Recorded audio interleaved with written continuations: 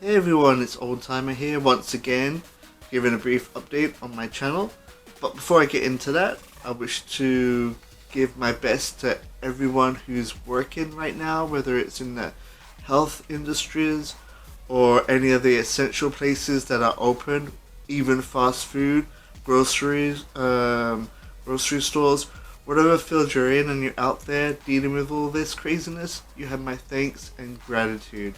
Um, I wish I could express it more, but I can't. Just thank you guys so much. Those at home weathering this storm, I hope you're staying sane, maybe beating a few games off your back catalog. I know I have.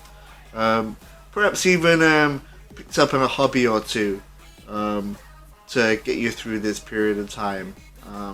I hope, again, that you're all doing great. Um, Now back to my channel. Um, wow, a few things have happened since my last channel update a month ago. Since then, Final Fantasy VII Remake has come out, and boy, what a game! I'm not gonna retread what everyone said about this game. It's just a fantastic remake of an old classic which I did play 23 years ago. So playing this again rekindled a lot of that magic, especially for JPRGs, which had grown a little stale in my eyes for a little bit. But this rekindled all that magic and made me want to replay a few of the old classics and a few of the new ones too. So that rekindled that love affair. So if you have yet to get this, I highly recommend it. If you have any chance to play it, please do. I've also seen the latest Star Wars movie, The Rise of Skywalker. Great. I enjoyed it.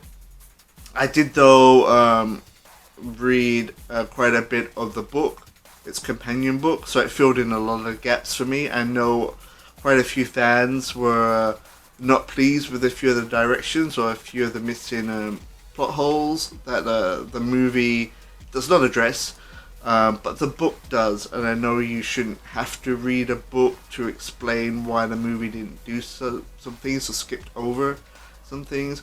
But if you have a chance to read it, it does fill in a lot of the plot holes of the movie, and it makes the movie even more enjoyable. But I really enjoyed that. I've also beaten the Moons of Madness, which is a good tale on the Cthulhu mythos. It's an online game, an indie title. I highly recommend you giving that a try if you want something different, something spooky, something with lots of puzzles. They're not too hard. Game is not so long, but it's highly recommended if you want to try something new and then you want something a little bit eerie to play that doesn't follow the norm. I have a bunch of plans for what I want to play next coming up, especially with Streets of Rage 4 being released. I'm a huge fan of that franchise. I remember buying a second controller for my best friend at the time all those years ago, just so we could play Streets of Rage and I could be Axel and he could be Blaze and we could kick butt until we get to the lift section, and then because we had so many lives accumulated, he could throw each other off the lift the most before we got to that final stage, which was always a lot of fun. Streets of Rage 2 though, for me, I know a lot of people pick 3, is my favourite game, mostly because I love that soundtrack, the EDM, dance grooves during that game. Well, during all of them, but mainly for me during that game, I enjoyed so much, along with Final Fight back in the day. So I'm looking forward to trying that. And of course, Doom Eternal has come out. My boy is playing that on Game Pass. I have not. I'm not so great at those fast-paced games.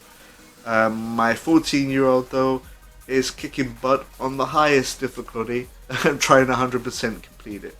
Which I could never do. in my skill set and my patience because I rage pretty quickly. And so does he, but he has a little bit more perseverance than I. So he's going for it, and I am applauding him in doing so. I can't wait to see his achievements and see some gameplay of his as he goes through these adventures. Um, Upcoming games I look forward to playing, of course, is going to be Streets of Rage and even the new Modern Warfare 2 Remastered, which I never played back, I think it was in 2007. So I will be looking forward to trying that online too. So those are coming up, which I'll probably do playthroughs for. Square Enix has been taking down videos that have been showing spoilers for the ending for Final Fantasy VII Remake. Now I did do a playthrough, but I have not uploaded the last part of that game because I don't want to spoil it. So I'll wait for things to settle down before I upload that final part. Also, want to give a big shout out to two movies that may have slipped under the radar. The first one is Sea Fever.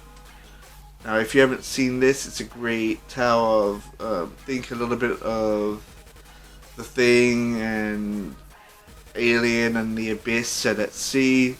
Low budget, but eerie, and it plays on that Cthulhu mythos, which always appeals to me.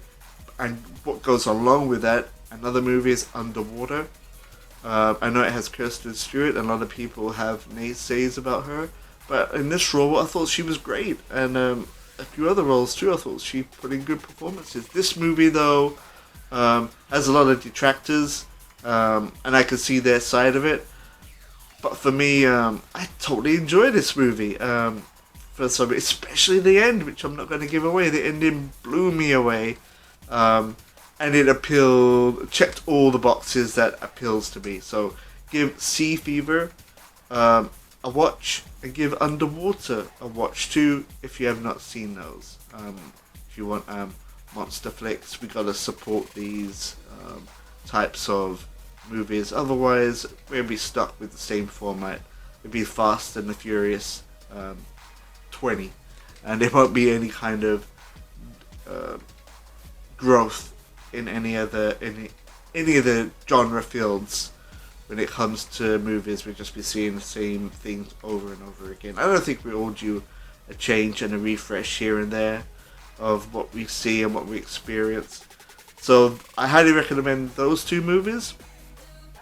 Look for my next playthrough, which I'm not 100% sure yet.